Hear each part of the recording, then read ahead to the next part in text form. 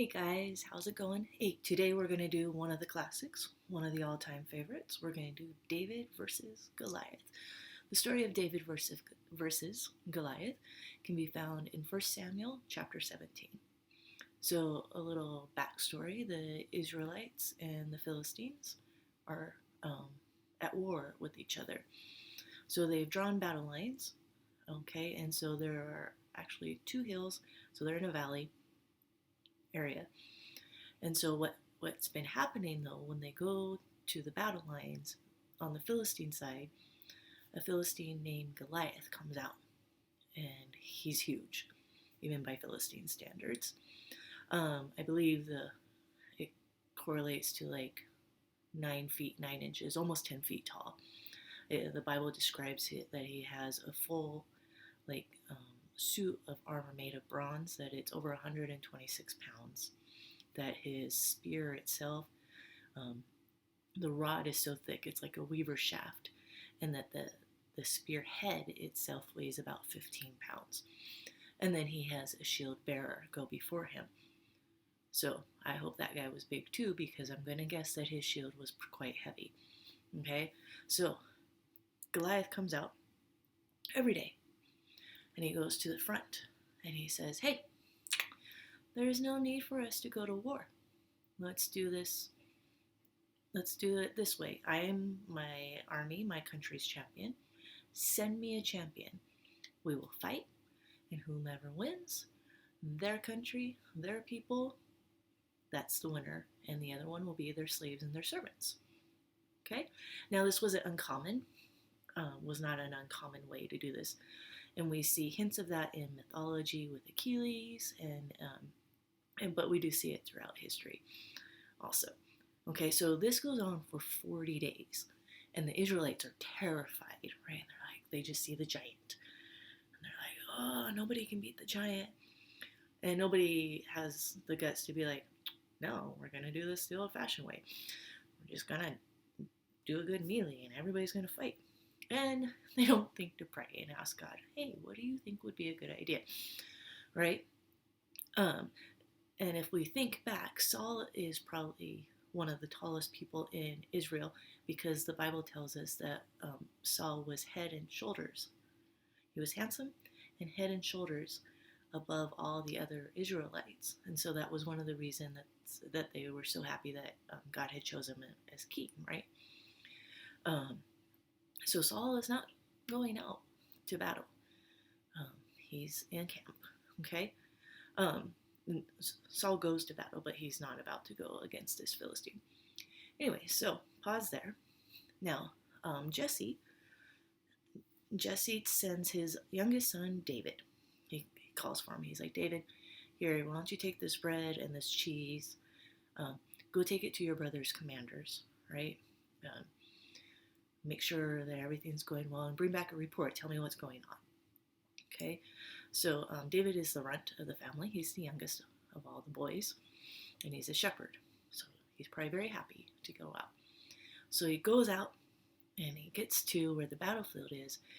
And when he gets there, everybody's assembling for battle, and this is about to happen with the Philistine, with Goliath.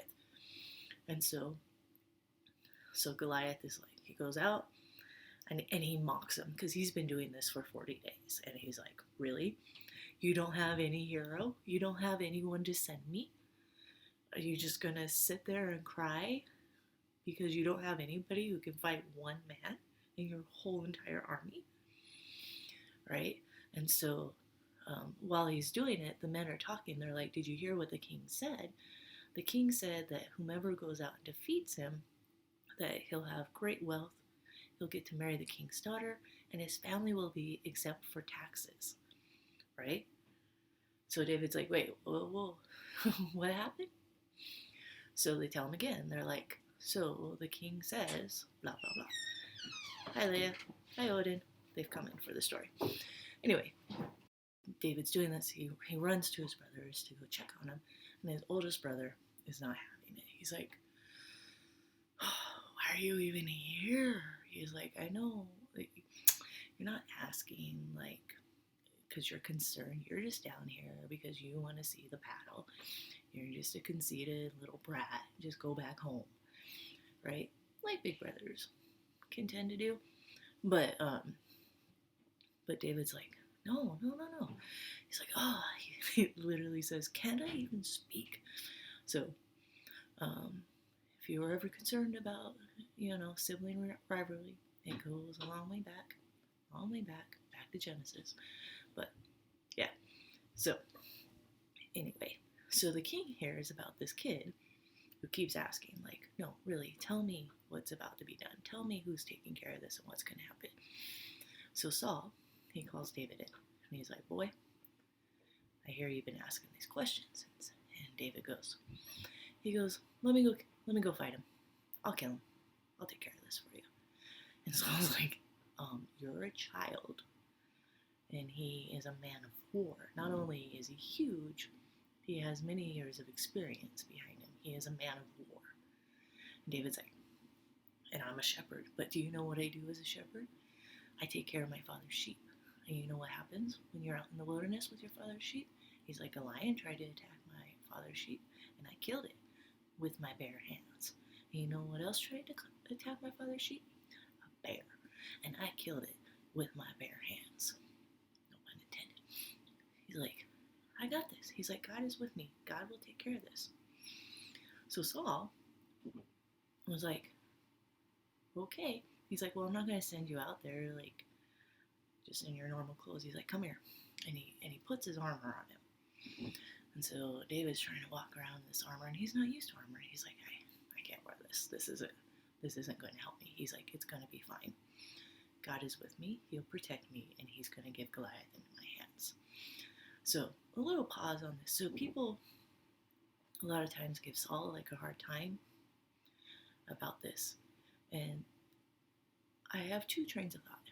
Either Saul was so desperate that somebody finally offered to go do it. He was like, okay, fine, whatever.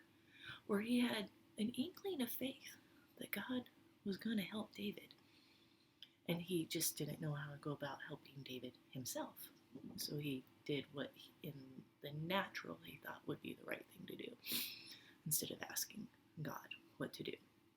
But I believe he had some inkling of faith, because I don't think he's about to send out a boy who, in the natural, is going to get stomped by this Philistine, right?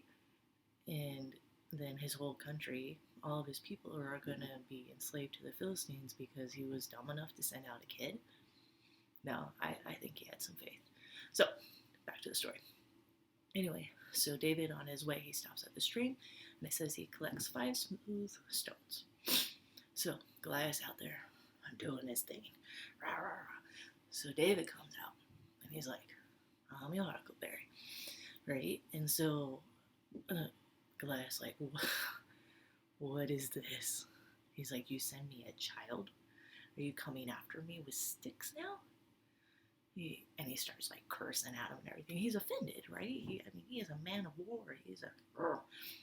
And they send him a teenager, right? And so he's offended, and so when he realizes that they're for real, he's like, come here, boy. I'm going to feed you to the birds. And David's like, oh yeah? He goes, I tell you what's going to happen this day, you Philistine uncircumcised dog who has dared to curse the living God. He's like, I am going to cut your head from your body. I am going to kill you. And then we're going to obliterate your whole entire army. And that, you know who the birds are going to eat? They're going to eat you and your armies, and the coyotes are going to clear up the rest. And the Philistine Goliath is now like, I'm going to kill this kid. So he starts at him. So David starts running through the lines of men, right? And he's got a slingshot, and he puts a rock in it. Now, this is not a slingshot. These are serious slingshots. They're made of leather, and they're long. And then you would put the rock in it, and you would sling it, and it would throw the rock. So think kind of like the Argentinian caballeros, like those type of slings that they would carry. Like in history, we've seen that slingers, so slingshot guys are really effective in battle. When we get to the Roman era, the Spanish are considered the best at it. So when Rome takes over that part of Europe, they recruit them because they're considered some of the best. Anyway, so David hits Goliath, dead center. And Goliath, timber. And it says he falls down dead. But what did David say? He's like, I'm going to cut your head off. So David runs up to Goliath and he pulls his sword out. Now, David couldn't have been a weakling because we just learned about how heavy, the armor was of Goliath. So he pulls his sword out, cuts off Goliath's head. So now all the Israelites are like, yeah! And the Philistines are like, no! And so the Philistines are running away and the Israelites are going after them and they decimate them, right? And it's a good day. That's a good day. So that's the story of David and Goliath. So a lot of people believe that David is a made up figure, kind of like a Robin Hood. But in 1993, it's called the Tel Dan Stele, so not Steely Dan, Tel Dan Stele, was discovered. And so basically it's a piece of rock with writing on it. And it references the family of David, the line of David. There's been some recent debate about that, come up that it, because the Hebrew letters don't have the alphabet in it, so maybe it meant this name.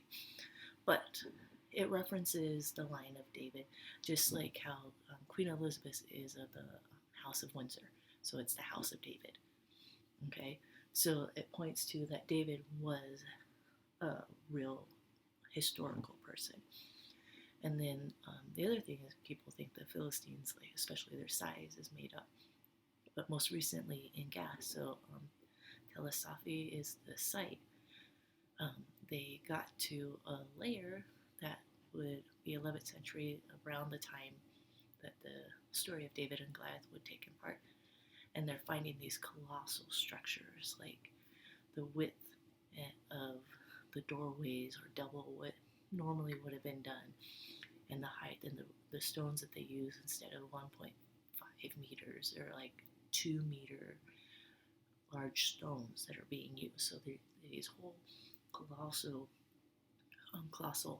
structures are being built around that particular time, which either they really liked big stuff or maybe they had big people. So that's all I have for you guys today. Let me know what you think. Go ahead and put your comments below. If you guys want to know a specific story, if you want me to do one, let me know. Make sure to like my channel and like the video. Look forward to hearing from you guys. Until next time, have a good day.